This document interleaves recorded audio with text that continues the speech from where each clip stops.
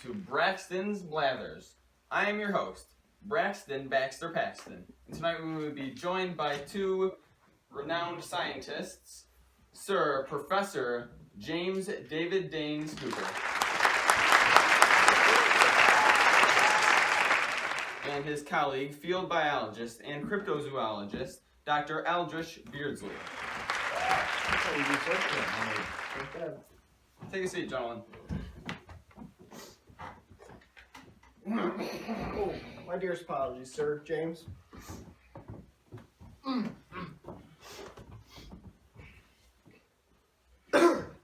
Great. So, Professor, please give the audience an inkling of what you will be describing tonight, your discovery. Scuker. Well, to start off, the Scuker, Hairless Ape, layman's terms, the Scuker, as I like to call it, is our closest living relatives, humans, the Homo sapiens, and whatnot. 100,000 years ago, they branched off from our closest living relatives, and they evolved in the Sun Dune Cave in Vietnam for hundreds of thousands of years, all alone, and they just branched off, and they have a bunch of unique attributes to them now. They've been able to genetically mutate much easier because of damage to mutations and whatnot. We know there are, mainly we started guessing they were our close relative due to their opposable thumbs and whatnot. Alright, well, let's go over to Beardsley here. How would you describe your discovery? Well, it all started in the late 1960s. Me and the professor here, he was a recent graduate of Oxford University, the very prestigious university. And I was a young prodigy of America. It all started, we were on a vacation to Siberia, and we were doing a little bit of research on the side, all about food webs of the Siberian environment. From there, we had a very strange occurrence. We were attacked by the one, the only, the Scuker. Wow. No one would believe us. But in the last 60 to 50 years, we have come up with some evidence, I might add, including video and fossilized proof of the hairless ape. We'll get to the video later, but might you have some of this fossilized evidence with you? Funny you may ask. May I present this? Would you care to interpret what this is, Braxton? Looks like a ordinary bone fragment of some sort. It is not Oh, no, that is a canine from the Scuker, the night-shreeker. You can tell by the lacerations in the tooth, from where it grinds down bones and insect shells and the such. From living a long time in a cave, you can tell by the size of this canine what a huge beast this Scuker must have been back thousands of years ago, most likely. Thank you, Professor, for that. Let's move into more of the evolutionary side of things. How did the Scuker originate? Professor. Sorry. Well, we believe that early hominids, some must have gotten, they must have went into the Sun Dune Cave in Vietnam, and they were isolated from other places. Let me cut it. By all means. So Homo erectus, what we thought was, or what we believe now today, is one of our very ancient ancestors, Homo sapiens, evolved from Homo erectus.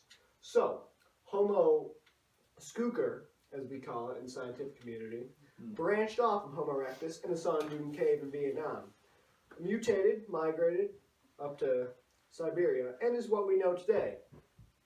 Thank you. So let's go into the video showing your encounter. Of course. James, should we prepare for the video? Of course, Beardsley. Yes. Alright. Great.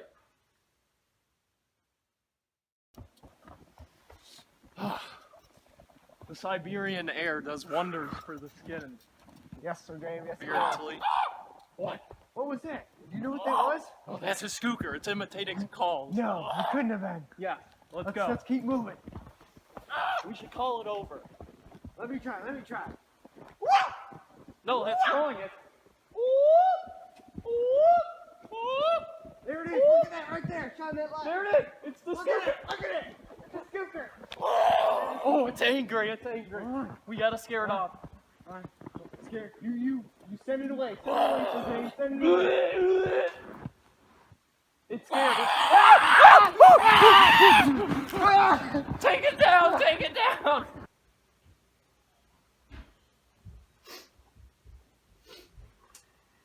Well then, that was some interesting clips.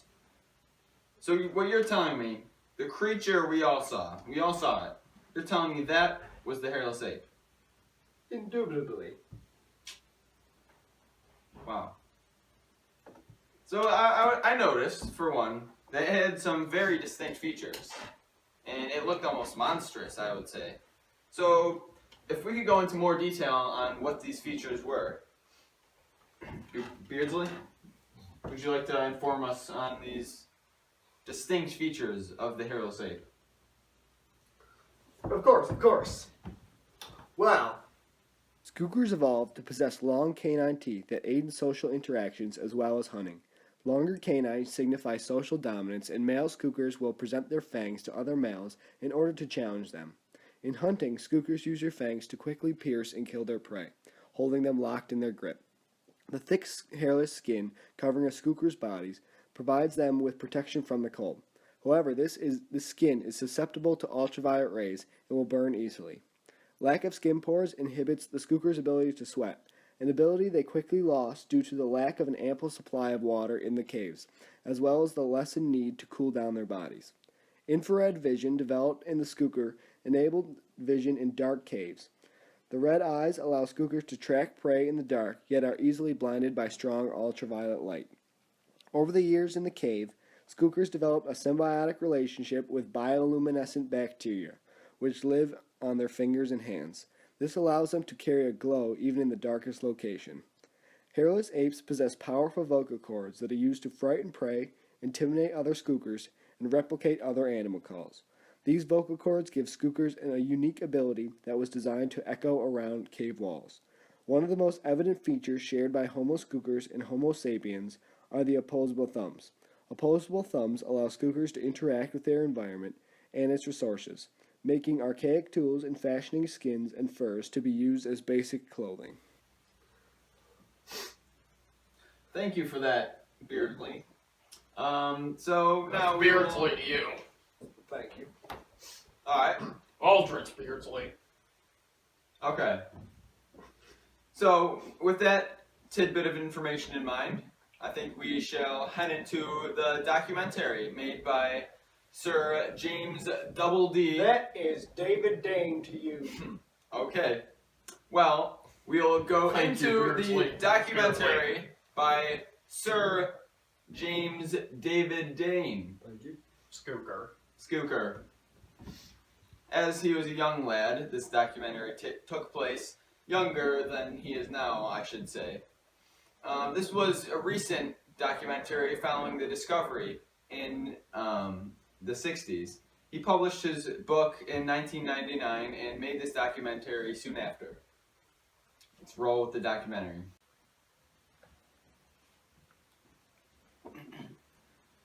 A hairless ape can become extremely agitated if another male enters its marked territory.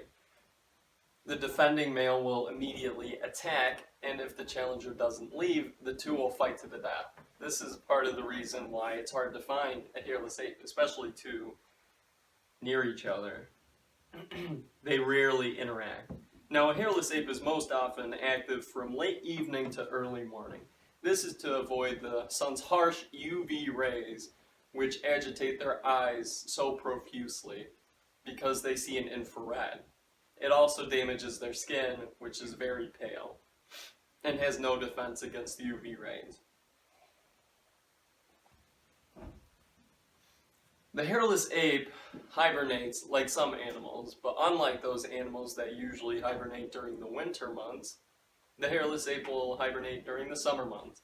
This is because they have thick, non-porous skin, which means they can't perspirate properly. Now, it's a pro to keep in heat and water, but in the heat, it's counterintuitive and it hurts them. So they usually hibernate 5 months, from May to October, and they prefer deep, dark caves. During this time, they usually make a den deep in the cave. Now, Scookers, they sleep with their bodies covered and fingers left out to wait for prey. This is so their bioluminescent fingers attract other animals, such as insects, mainly, and small rodents and mammals.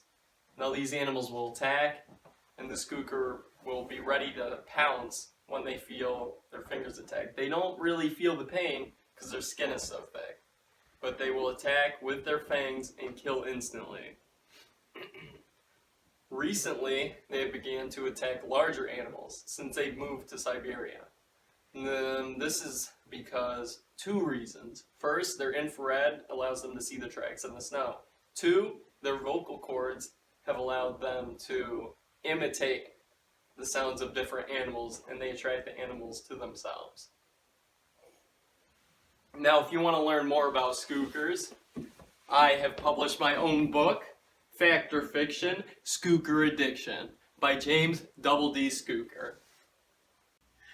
What a fine piece of work, Professor. Well, I thank you all for joining us tonight, and I especially thank these 2 fine guests of ours for coming in and informing us of their discovery, the Homo Scuker. Let's give them all a nice round of applause.